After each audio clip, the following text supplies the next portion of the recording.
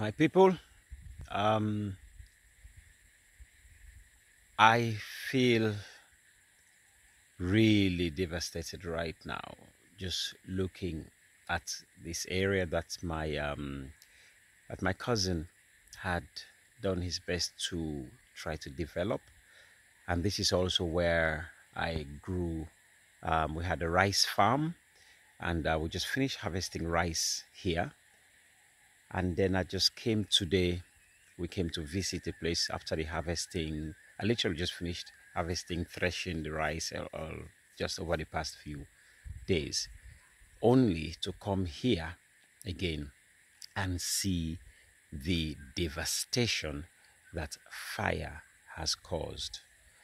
Um, it is one of the big problems that we are going to face in Sierra Leone, still facing in Sierra Leone, I think, and it's increasing. Fire.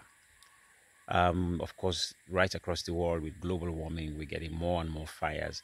But here in the north of Sierra Leone, it is devastating. We've done our best to keep this forest as pristine as possible.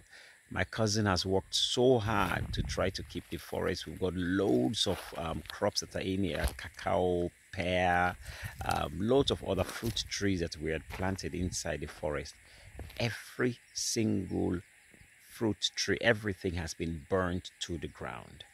And we're just very lucky to have even preserved the houses that are built here, and preserve the poultry, and so on. Just being very lucky.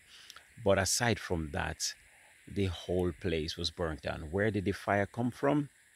Well, it came from across the field, and goodness knows who put the fire.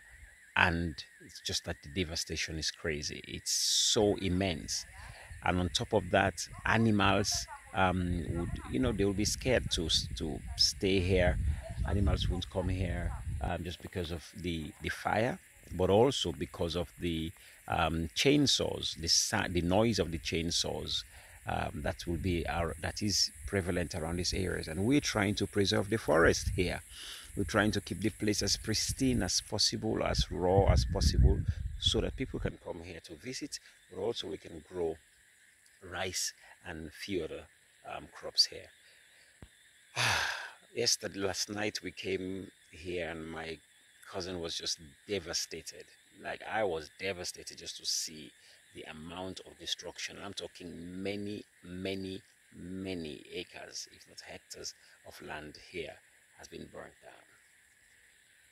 We don't know who put the fire. We got to do something about this, I think, because this is tiny in comparison to what's happening in other areas, in terms of the fire. So I don't know, where do we start to stop, to stop this, or to limit this burning of forest, burning of land, burning of. As soon as it's dry season, this is what we do. This is what a lot of our people do. So I do not know how to stop this, or what needs to be done. I'm not even sure yet, but something obviously has to be done. Something has to be done. This is devastating. Devastating.